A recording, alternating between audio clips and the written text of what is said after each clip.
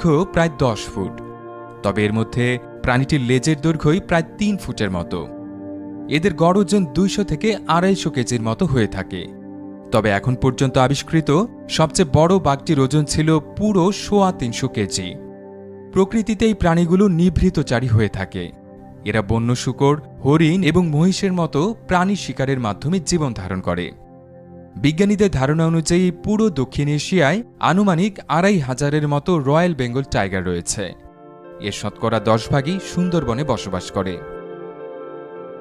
Royal Bengal টাইগারের পাশাপাশি সুন্দরবনের বাসিন্দা বন্যপ্রাণীদের মধ্যে রেসাস বানর, চিতল হরিণ, ধূসর মাথা মেছো ঈগল, নীল মাছরাঙা, নোনা পানির কুমির এবং করাত মাছ উল্লেখযোগ্য। এছাড়া ইরাবতী ডলফিন নামক এক প্রজাতির জলচর স্তন্যপায়ী প্রাণীও সুন্দরবনের মধ্য দিয়ে প্রবাহিত নদী নালায় বসবাস করে। তবে নদী দূষণের কারণে এদের অস্তিত্ব হুমকির মুখে পড়েছে।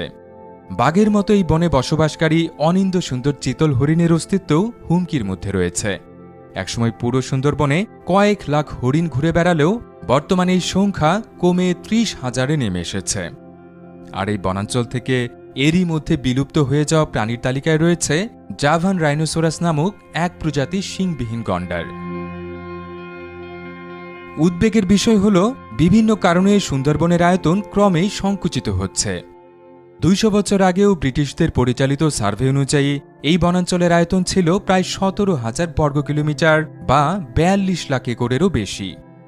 এই সংকোচনের পেছনে জনসংখ্যা বৃদ্ধি এবং মানব আগ্রাসনের পাশাপাশি ঘূর্ণিঝড়ের মতো প্রাকৃতিক দুর্যোগেরও হাত রয়েছে। বিশেষ করে ভৌগোলিক অবস্থানের কারণে বঙ্গোপসাগরের উপকূলীয় এলাকায় প্রায় প্রতি বছরই একাধিক ঘূর্ণিঝড় আঘাত হানে। আর কয়েক বছর পরপরই মহাশক্তিশালী এক একটি ঘূর্ণিঝড় এই এলাকায় তাণ্ডব চালিয়ে যায়। জাতিসংঘের প্রতিবেদন অনুযায়ী 2007 সালে এক ঘূর্ণিঝড় সিডরের আঘাতেই সুন্দরবনের শতকরা 40 ভাগ উজাড় হয়ে যায়। সেই ক্ষতির মাত্রা পুরোপুরি বুঝে ওঠার আগেই 2 বছরের মাথায় এই বনাঞ্চলে ফের আঘাত